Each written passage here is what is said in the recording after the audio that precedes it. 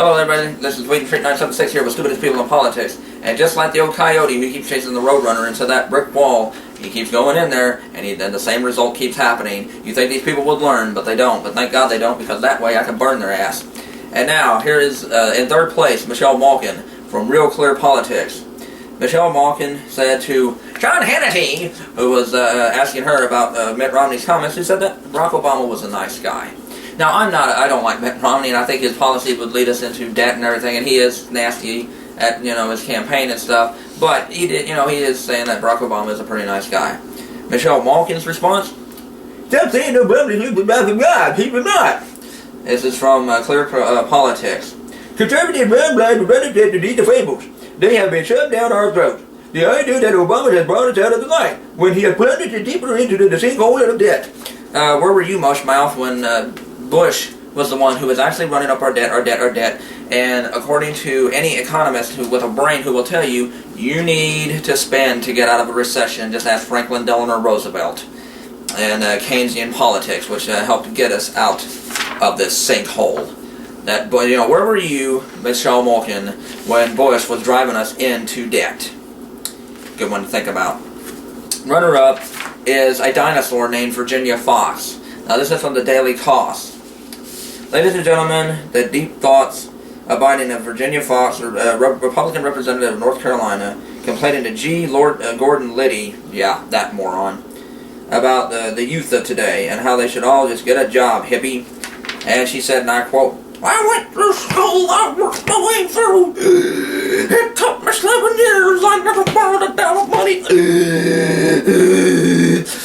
My husband must have borrowed a little because both of us totally on our own when we went through college, totally. I have very little tolerance for people who tell me that they graduate with $200,000 of debt."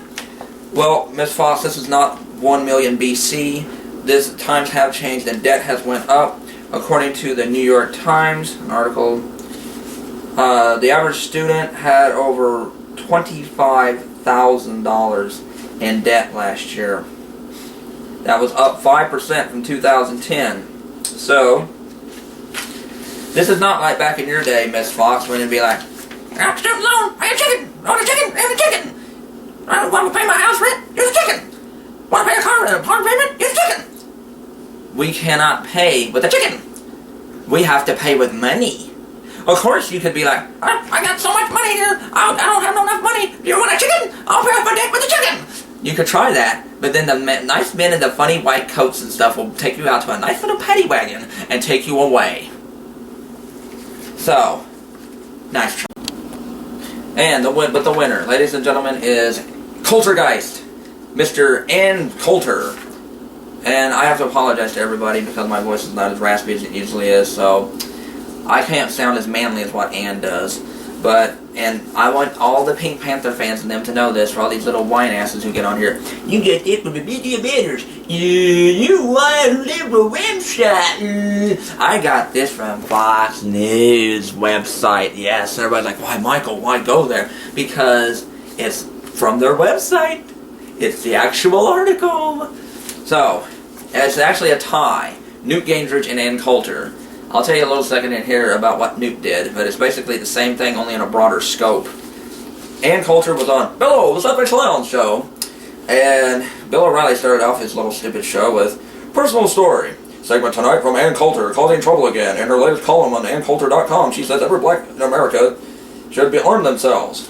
To which Ann replies, "Well, I think that generally, but this is specifically in reaction to the Trayvon Martin case, and I won't be like some others in the media and claim to and jump to conclusions on it, but we're going to have a trial, and I just was thinking about making the point that if a certain network, I can name, not Fox, is claiming that happened, that George Zimmerman stopped this young black child just because he was black, shot him dead in cold blood.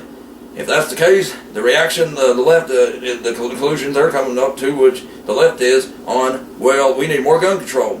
Gun control has always been used historically. They were used to keep guns out of the hands of blacks." Thank you for that nice racist statement. And it was the Republican Party and the NRA that have always supported arming blacks in order to protect themselves from the Democratic Ku Klux Klan.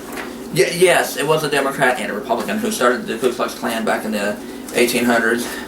But funny how it's the Republicans that almost unanimously they support now. David Duke, Ron Paul, Stormfront, just to name a few. And I got news for you. And Newt Gingrich actually told a bunch of people, I wish I could have it, I'll put up the link to the article, where he said that everyone in the world should have a gun. Everyone. Let me rephrase that. Not just that, Ann Coulter's stupid for saying this, but Newt Gingrich was like, every person in the world should have a gun. Yeah. Even children. Even children. So in other words, we should have shootouts at playgrounds. We should have mental people who have disabilities and stuff, have mental disabilities and stuff. Give them guns. Woohoo! Let's give criminals guns and everything. Let's just have a big shooting frenzy. Are you out of your mind? There's a reason why there's gun control. There's a reason why it's necessary. In New York City, gun violence went down dramatically because they kept the Brady Bill. It was 2,000 people who were shot every year because of gun laws and stuff. But when they implemented the Brady Bill, it's down below 500 now. Where gun violence in most red states has doubled, in blue states it's went down. Guess why? Because they have stricter gun laws. That's not taking your constitutional right away when somebody wants to be responsible with guns. That's just being smart.